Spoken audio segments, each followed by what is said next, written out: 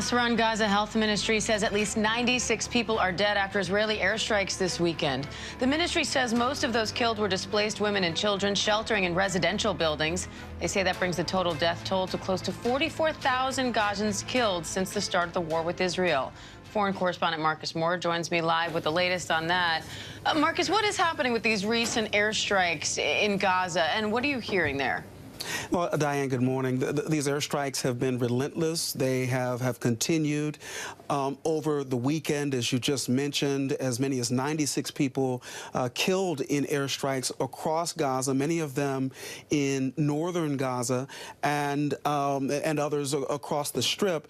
And as you mentioned, these strikes really hitting people who were displaced from their homes and who've been trying to find a safe place amidst the bombardment that has continued now for over a year. Most of the victims, we understand, are women and children who were sheltering in houses. Diane, these airstrikes have continued as Israeli officials say they continue their work to root out Hamas and to protect Israelis.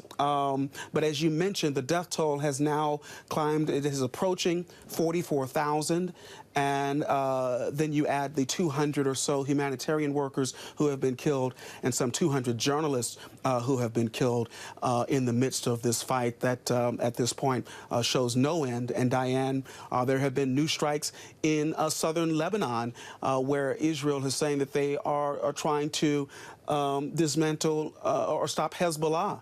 And those strikes we saw continue, including one that took out the top Hezbollah media spokesperson, Mohammed Afif, who was killed.